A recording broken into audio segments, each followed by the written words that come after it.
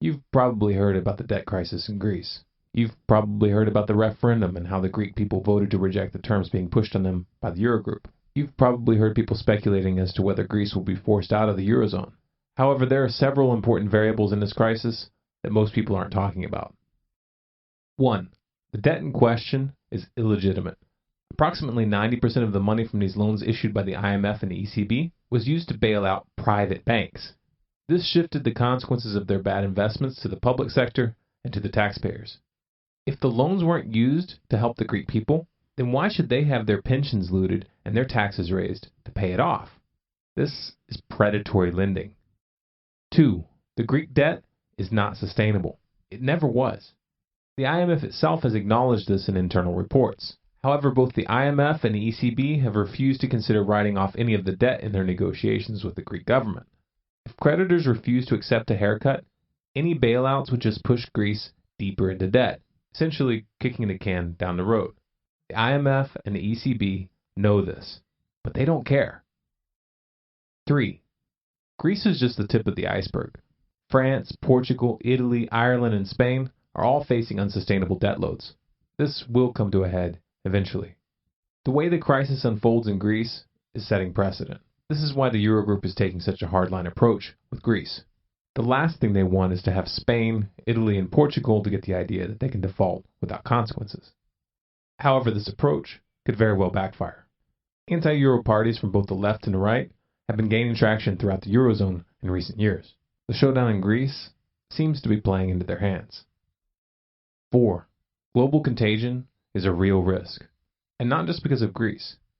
China's stock market has lost over 30% of its value in 3 weeks, with total losses standing at over $3.7 trillion. At this point, even mainstream investors like Carl Icahn are warning that the U.S. stock market is in a massive bubble.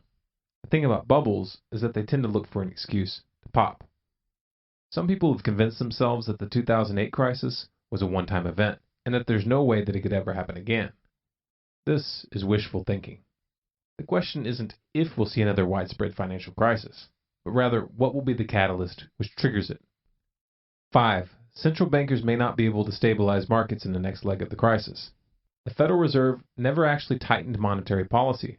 The $4.48 trillion in bonds that they bought out between 2008 and 2014 are still on their books, and they have been rolling over these investments as they mature. And the Fed's zero interest rate policy is still in force, in spite of hints that they may raise rates later this year. Another round of quantitative easing in the event of a new crisis may not have the desired effect. The same principle is at play around the world. The problem with kicking cans down the road is that those cans tend to get bigger, and at some point, you break your foot.